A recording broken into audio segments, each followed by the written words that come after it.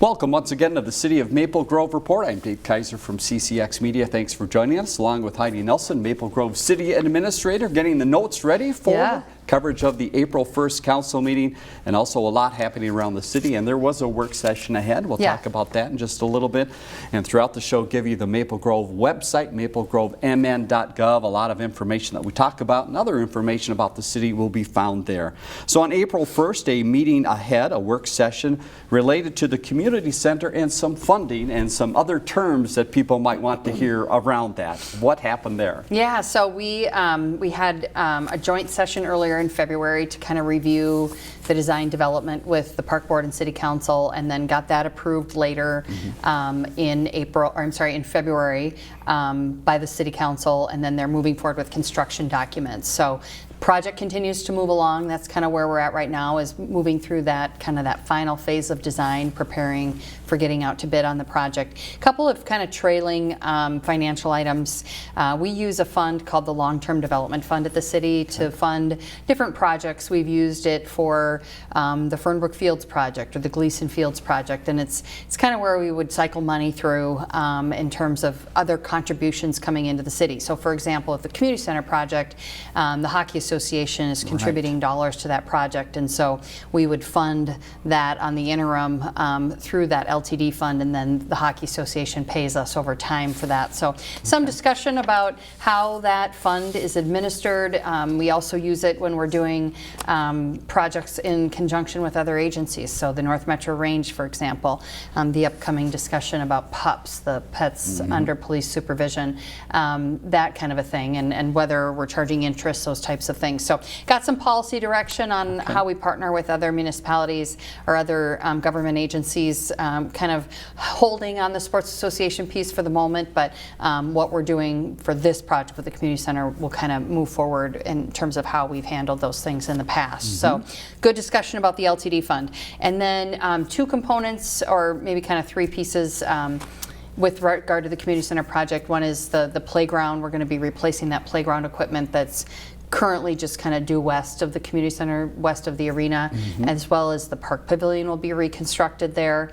A little bit further west into the south, more proximate to the lake kind of, and having a better view shed to the lake there.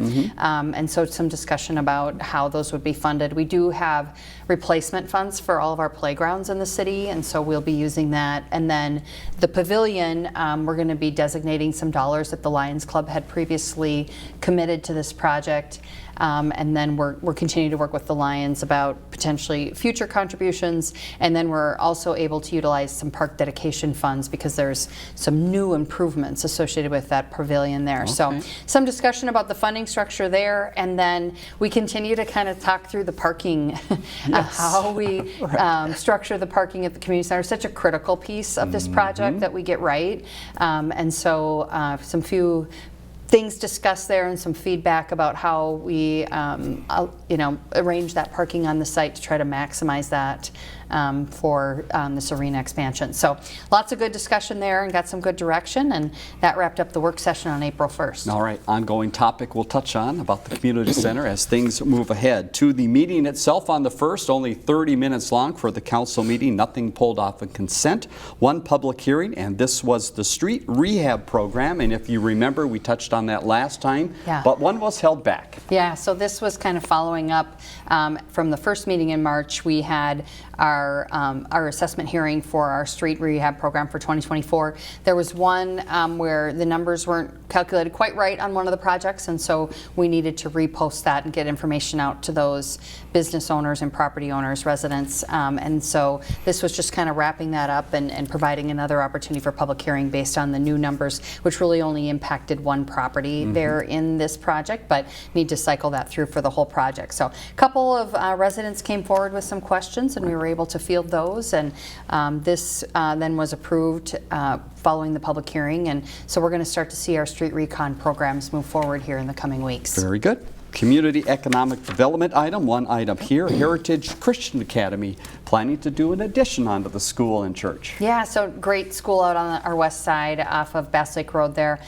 So Heritage Christian Academy is expanding. They're going to be adding about 7 classrooms and then some auditorium space, increasing some parking, that type of thing on the site. So they had acquired some land in order to facilitate this expansion. So they've got the space to do it, and they continue to be just a great asset in the Maple Grove community. And so we're really grateful for their continued investment here. And this one got approved, and you'll likely see some construction getting underway this spring. All right, looking ahead for community economic development, a couple items coming up. They've got a planning commission coming up on the 8th. What looks to be on that agenda? Yeah, so this is Arbor Lakes building, Arbor Lakes Business Park building number 9. So this is the last building, kind of that first phase of commercial industrial development there, just east of Lowe's and Costco. This will be the building. It'll sit right up along 94 there, kind of between the MSI building, building number 8, and then the new Boston Scientific campus. So lots of attention there to that building and kind of its elevation.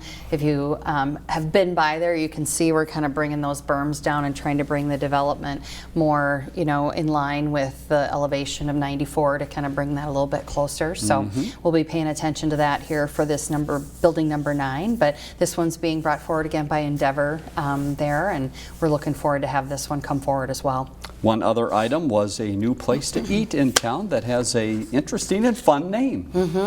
So this is the Hawaii Poke Bowl. It offers a variety of fresh-made bowls, smoothies, and more. This is their 8th location with 6 other in the Twin Cities and 1 in Eau Claire, Wisconsin. So I've heard great reviews, and so welcome to them to Main Street.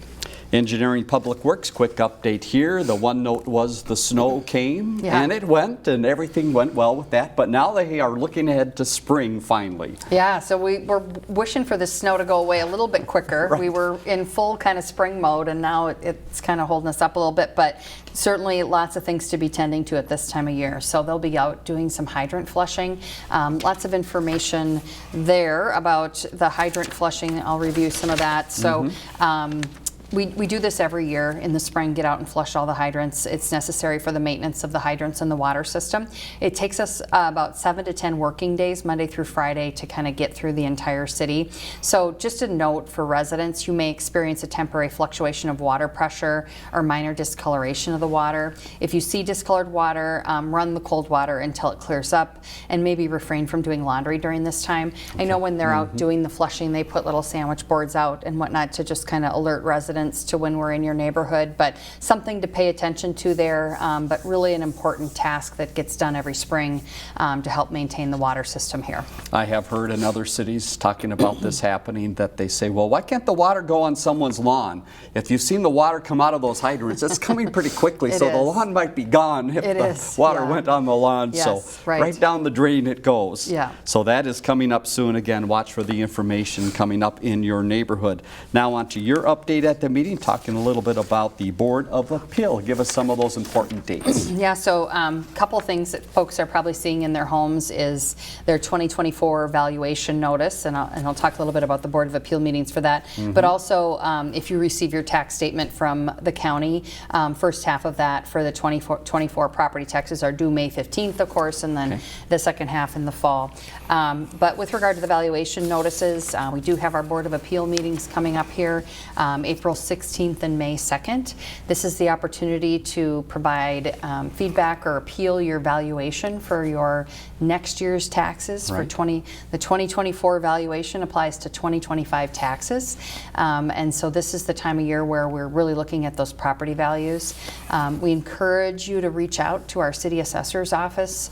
Phone numbers located on that tax statement, as well as you can find that information on our website. But our city assessor, if there's questions or you don't agree maybe with the valuation, opportunity for our assessors to come out and take a second look. A lot of times it results in a change if they haven't been out to your home in close cycle here. So really encourage people to do that. You have an opportunity then to come forward on April 16th and present your appeal. You don't have to go to that meeting, but you do have to submit something to the assessor's office that you wish to appeal your valuation. And then we come back on May 2nd with that reconvene meeting, and then enter those into the formal record. Beyond, if there's not an adjustment made by our local Board of Appeal here, which is our City Council, April, you can always go on to Hennepin County, and their meeting takes place later, generally in the middle of June. So lots of important processes happening right now with regard to property valuations, and of course then those property tax statements being out as well. All right, and again, maplegrovemn.gov, the website, you can find out more about those dates and that whole process and information about the assessing department. So that's it for the meeting on the 1st. Now let's move ahead to some other things happening around the city, and the first is a huge thank you. The city stepped up in a big way to help out those in need. Yeah, so this was the food drive that took place on March 23rd. This was coordinated by our police and fire departments. They did the food drive at the Fire Station 2 there, right off of just north of Elm Creek Boulevard. So more than 900 pounds of food and over $1,600 was donated to support cross services. So I know they're very grateful for that support. I know our food shelves have had, you know, increased pressure on them with cost of goods, inflation in the grocery stores, that type of thing. So very important to support Cross at this time, and grateful for the work of Maple Grove Fire and Police to support Cross and putting this together. Yeah, hats off to all involved. Well, as that time of the year where the weather is going to be changing and severe weather might be coming, a special week to help people just think about it a little bit further coming up. Yeah, so April 8th through the 12th is Severe Weather Awareness Week in Minnesota.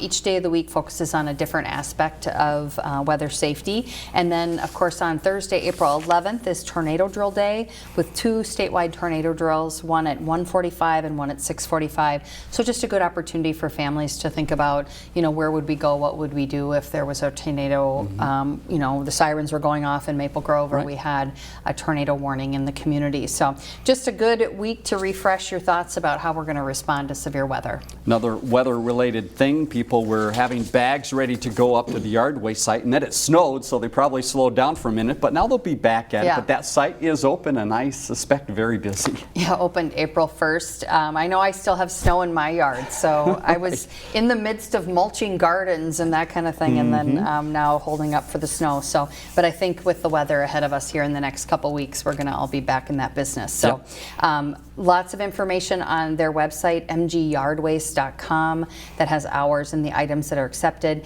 Just bring your Maple Grove, your ID to show your Maple Grove residency, and then you can use that site at no cost. And just a reminder, it's located just right off of 610 and Maple Grove Parkway there, and free for Maple Grove resident use. Here's a neat opportunity for families that might have teens, or teens if you're listening in, for you yourself, and this is something associated to the police department. Yeah, so we have a new program in the police department. It's the Maple Grove Police Teen Academy, and so it'll take place each afternoon in the week of June 10th. Applications are accepted for those ages 14 through 18 interested in law enforcement. The academy will be held at the North Metro Range, so that's kind of exciting to be able to be in that facility. Note, space is limited, so we do encourage people to check the website and get signed up early. Just a great opportunity to provide youth in our community kind of an inside look at the world of law enforcement and the work careers that are available there. And so, new program by our Maple Grove Police Department, and we're really excited to see the response this first year. Great idea. Speaking of the range, a award recently for the range. A lot of work and activity going on up there, and it's been recognized. Yeah, so the expansion of the North Metro Regional Public Safety Training Facility has garnered statewide attention. The Minnesota Chiefs of Police Association selected Maple Grove, Plymouth, Brooklyn Park, and Hennepin County to receive the Excellence in Innovation Award for the collaborative efforts around the expansion of the NMR project. So this will be awarded up at the Executive Institute for the Minnesota Chiefs that takes place in St. Cloud in mid-April. And just congratulations to everybody involved, in particular Al Frang, who is our manager up there at the NMR. And this was a big lift of a project, and a lot of partners and interested parties at the table. And so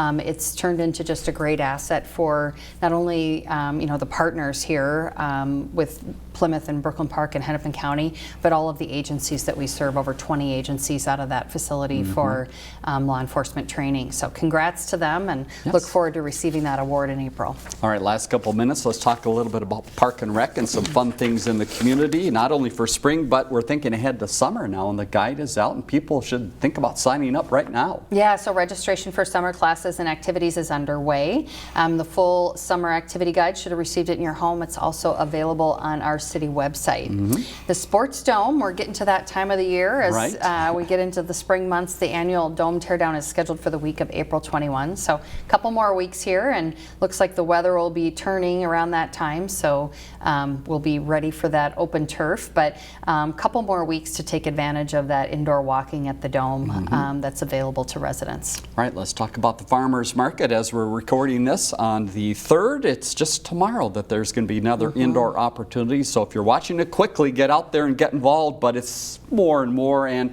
we should talk about where it's going to be this summer as well, but tell us about the indoor opportunity. Yeah, so Thursday, April 4th is the next indoor farmers market. Again, the hours are 3 to 6 p.m. and that's just right inside the community center, kind of in that space in front of the Maple Maze there.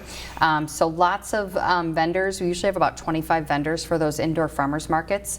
And then besides shopping for vendors this week, the market visitors can participate in a free seed swap. Neat. Bring seeds to share or take some home for something new to grow in your garden.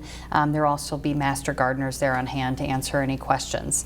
And then as we transition to the summer months, as you know, we're going to get started on that construction of the 3rd sheet of ice there, the arena, and dealing with some of the site issues at the community center, this phase 1 of the project.